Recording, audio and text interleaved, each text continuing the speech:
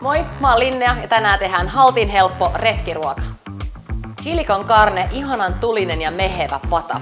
Leikkaa kaikki ainekset valmiiksi purkkiin kotona ja sitten ei muuta kuin trangia tulille.